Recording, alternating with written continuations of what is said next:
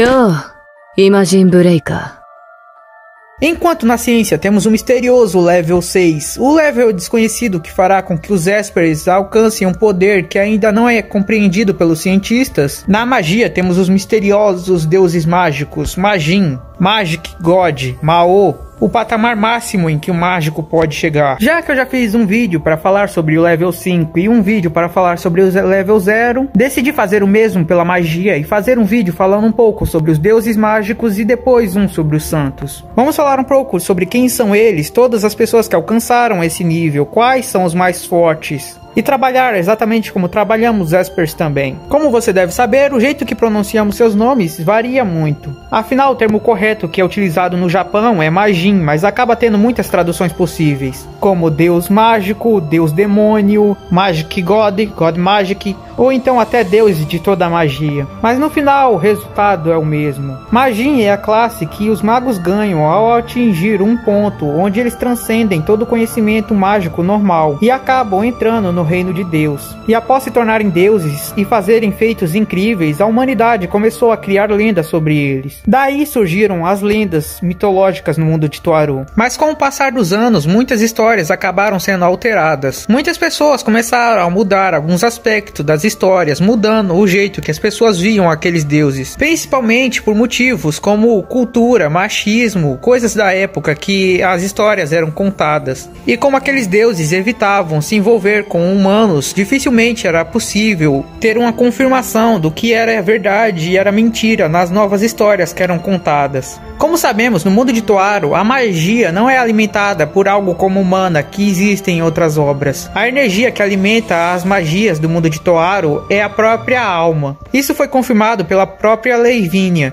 Ela também disse que as almas das pessoas são como petróleo bruto. Portanto, um mago, antes de poder utilizar magia, deve refinar, treinar sua alma diariamente até que ela chegue em um estado onde pode ser utilizada para as magias. De acordo com ela, o tempo que demora para refinar a alma até o ponto onde possa ser utilizado em alguma magia é normalmente de pelo menos 10 anos. Mas existem aqueles prodígios que acabam levando menos tempo para refinar, ou até aqueles que conseguem fazer algumas magias com a alma ainda bruta, mas acabam passando por efeitos negativos. Também é dito que quando a mana é refinada até o ponto onde pode ser utilizada em magias, ela acaba ganhando o nome de mana. Mas como eu disse, esse mana é diferente das outras obras, que simplesmente diz que existe no ar e nas coisas, quando o mana de Toaru é a alma ainda, ou seja, é pertencente apenas aos seres vivos, já que é a alma deles, só que refinada. A questão é que os santos, que são considerados o nível 5 no mundo mágico, possuem uma quantidade de mana ou alma refinada gigantesca, sendo até absurda. Mas quando esses seres evoluem e se tornam magins, suas almas se juntam à sua própria existência, tornando ela infinita. Por isso, mesmo em um mundo onde não deveria existir mana ou alma, eles ainda conseguiriam utilizar a magia, porque agora as suas capacidades de utilizar magia vêm da própria existência. Enquanto eles existirem nesse mundo, eles conseguiriam usar magia. Não é que a quantidade de mana deles é ilimitada, é que suas magias agora podem ser usadas apenas por sua existência. Então, enquanto eles existirem, eles conseguirão utilizar magia. De acordo com Otnus, o início da jornada para se tornar um deus mágico é aperfeiçoar um estilo de magia até o final. E é claro, também existe aqueles deuses mágicos que deram origem a seu próprio estilo de magia e aperfeiçoaram ela até o final. Seja você entrando em um caminho de um tipo de magia que já tenha sido criada e aperfeiçoando ela até o auge, ou então você dando origem a um novo tipo de magia e também treinando para que ele alcance o final e o ápice. Esse é o início da jornada para se tornar um deus mágico. Assim, há vários deuses mágicos, cada um com um domínio diferente e um estilo diferente, como por exemplo, o domínio na mitologia nórdica e nas magias ligadas a essa mitologia, na magia e mitologia indiana, no budismo, na mitologia grega, na mitologia maia, no voodoo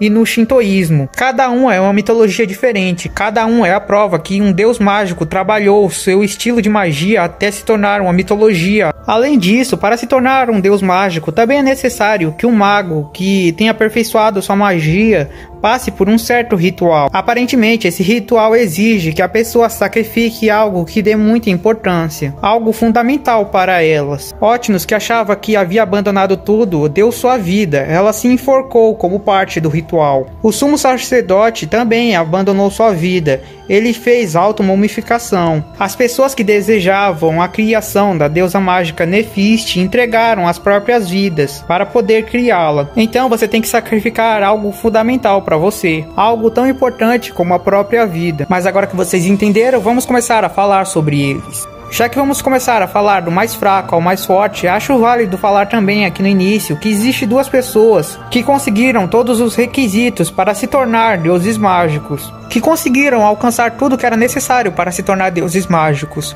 mas no final acabaram recusando. Por isso, em quesito de poder bruto, eles são inferiores a eles. No entanto, eles tiveram suas próprias maneiras de encontrarem meios para conseguir enfrentá-los, seja por estratégia, capacidades desconhecidas ou artimanhas secretas que eles mesmos desenvolveram. Essas duas linhas fora da curva são Aleister Crowley, o humano por trás de todo o desenvolvimento da Cidade Academia e todos os acontecimentos da história até então, e Anne Sprengel, a responsável pela criação da Golden Dawn, a organização mágica mais respeitada de todas, e até sendo conhecida como Esper por ser a maga que deu origem às pesquisas de poderes que não envolviam o sobrenatural, e sim a ciência, começando com estudos da alquimia. Então, mesmo que em quesito de poder bruto eles tenham suas limitações e sejam inferiores, como por exemplo mesmo seus manas sendo incrivelmente gigantes, quase limitados, ainda não são a mesma coisa. Mesmo assim, não se deve subestimá-los, porque graças às suas próprias habilidades, conhecimentos e estratégias, eles são mais do que capacitados para conseguirem enfrentar qualquer um. Começando com os deuses mágicos imperfeitos. Sigyn, tendo o potencial para alcançar o reino dos céus, sua magia quase alcançou o patamar de um Magic God, mas a natureza de sua própria habilidade a impedia de alcançar um poder além do que ela já estava. Isso porque as próprias habilidades que Sigyn estudou e levou ao ápice não estavam ligadas com o poder próprio, e sim o poder de fortalecer os outros, a deixando-a incapaz de conseguir aumentar a si mesma no começo. Marianne subiu a hipótese de que se ela conseguisse usar essas habilidades para fortalecer a si mesma, um dia ela se tornaria um deus mágico puro também. Sigyn era uma maga que estudou a magia de suporte da mitologia nórdica até o limite. Agora, subindo um pouco mais o patamar, Indek. Não confunda, ela não tá aqui porque ela é uma boa personagem, isso podemos admitir. Mas mesmo que ela seja chata, ainda assim temos que reconhecer as suas habilidades. Porque sim, Index também chegou nesse patamar. Não por motivação própria ou determinação ou treinamento. A questão é que dentro da mente de Index foram implantados os 103 mil grimórios. E dentro desses grimórios existia conhecimento de diversas mágicas, mitologias e lendas. Alguns foram escritos pelo próprio Aleister até. Ou seja, artificialmente ou não, os magos implantando os grimórios fizeram com que ela alcançasse o ápice em diversas lendas, mitologias e estilos de magias diferentes. E com o sacrifício de suas memórias, que eram sua vida, ela conseguiu atingir o posto de deus mágico, ou apenas os requerimentos para se tornar um. Isso porque antes que ela se tornasse um deus mágico, a igreja que havia colocado os livros na cabeça dela, por temer o que ela poderia fazer com tanto poder, colocaram um selo em sua cabeça. Olha só que malvada a Corazon, hein? Colocando travas na mente da menininha, mas que demôniozinho malvado. Esse selo a impedia de evoluir, a estagnando na mesma força. Além disso, a influência dele era tão forte que impedia seu refinamento de mana, para que ela não fosse capaz de utilizar nenhuma magia. Mas em certos momentos, quando o selo está mais fraco, ela entra no modo caneta de John e consegue invocar resquícios desse poder que está selado. Mas ainda assim, pelo selo ser eterno, ela nunca foi capaz de conseguir fazer mais do que só invocar fragmentos desse poder. Olerius, o deus mágico impuro. Sendo conhecido como uma raridade que aparece apenas uma vez em 10 mil anos, Olerius exerce um poder incrivelmente assustador e forte o suficiente para ser desejado por todo lado mágico. Todos querem ter Olerius ao seu lado, mas mesmo com várias organizações em busca dele, Olerius facilmente ainda foi capaz de esmagar todos que o perseguiam. Olerius também é conhecido como o único deus mágico bom. sendo que ele é do tipo que tem uma personalidade que desistiria de tudo para salvar uma pessoa, tendo histórias falando que ele não se tornou puro por desejar salvar um gato, e tendo entrado em um certo conflito uma vez para salvar as Gemstones. Oleris já enfrentou até mesmo Sogita Gunra, por causa de uma certa confusão, onde Sogita acreditava que Oleris estava fazendo mal às Gemstones, quando na verdade estava tentando ajudá-las, mas acabou que Sogita foi esmagado por ele. Mas também foi ele quem ensinou a Sogita que seu poder não estava sendo usado da forma correta, que ele ainda não sabia exatamente como seu poder funcionava e que ele deveria fazer isso para assim se tornar ainda mais poderoso do que é. Agora entrando na categoria dos deuses mágicos puros.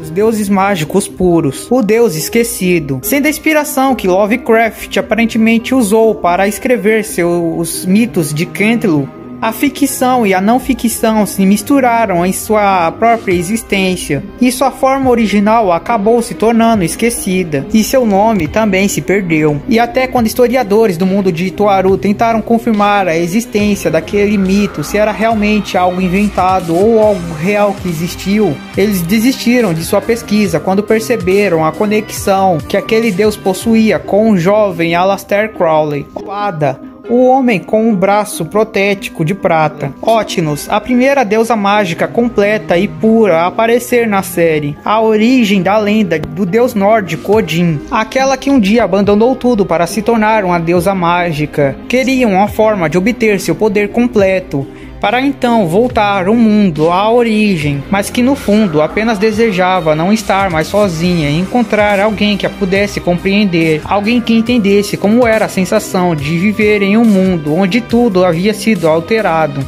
alguém que conhecesse a sensação de perder tudo. Atualmente, após os eventos do arco versus o mundo, Otnus se tornou uma fada. Perdendo completamente os poderes, ela agora possui 15 centímetros.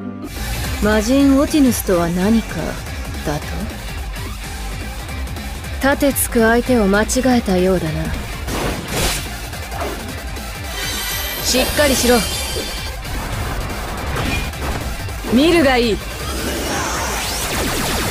これがお前の終末だ。とある魔術のインデックス。Orespina, a deusa romana do submundo. Quimera, a junção de várias outras criaturas lendárias em forma de uma única besta, e com o conhecimento de uma Tezcatlipoca, o mitológico deus azteca. Zumbi, um homem que alcançou o limite do conhecimento do voodoo e por fim morreu, mas utilizando seu conhecimento conseguiu voltar à vida. Nephist, uma múmia egípcia nascida de milhares de servos enterrados juntos na câmara do faraó. E finalmente, após várias pesquisas de magos egípcios reunidos em um só lugar e com o sacrifício deles, assim terminando a invocação de um deus mágico do cadáver daqueles que foram enterrados.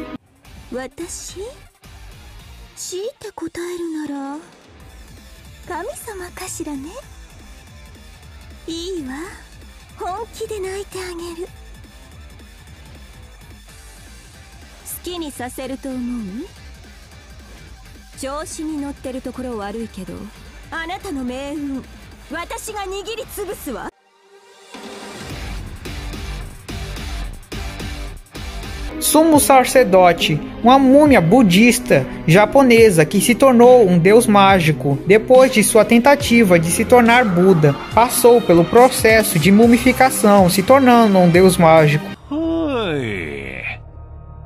さて、あそこまで渾身を放っておいて、なお迫るわしを見たらどうするかのう。上条トーマ。もはやイマジンブレーカーでどうこうすることは不可能。不可能だからこそ、たぎってから。さあ来い、イマジンブレーカー。いや、上条のトーマよ。Niang Niang, uma feiticeira que acabou se tornando uma entidade anormal e imortal.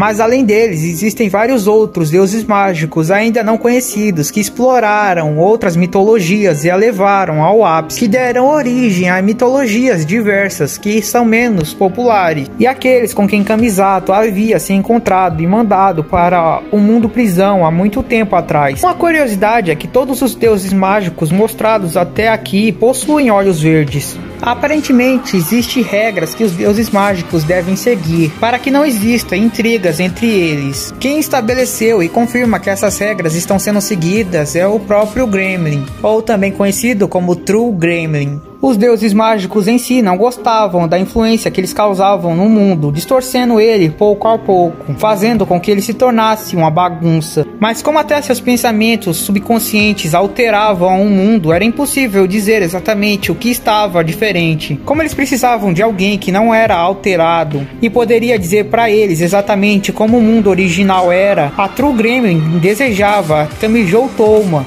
para que ele fosse a pessoa que ficaria na Terra e diria como as coisas deveriam ser. E se algum deus mágico fizesse algo para mudar o mundo e não fosse exatamente como deveria ser, ele iria ordená-los a fazer as coisas voltarem ao normal, se tornando algo como um apóstolo, um artilheiro dos deuses mágicos. Os deuses mágicos sabem que esse medo que eles têm da alta mudança que eles causam no mundo deu origem ao Imagine Breaker original. Mas eles sabem como aquilo funciona e por isso sempre demonstram ter uma grande curiosidade sobre ele. Mas era isso que eu queria trazer por hoje. Esses são os deuses mágicos. É assim que você se torna um. E essa é a lista de todos que conhecemos até agora. Mas era só isso. Obrigado por assistirem o vídeo. Me diga aí o que você acha desses monstros. Que mago você acha que poderia acabar se tornando um deus mágico também? Qual a sua waifu preferida entre os deuses mágicos? A minha eu nem preciso dizer, mas vamos dizer que a Otinus não tá contando e seria Niang Niang. Comenta a sua aí embaixo. Valeu, falou, fui! やっぱりイマジンブレイカーでも元の力は取り戻せないみたい。にゃんにゃん、あなた何してるの？なーにってネフティスと一緒でイマジンブレーカーを自分に試してる最中ですけど。彼の左手を使ってどうするの？これは右手に宿るものでしょ？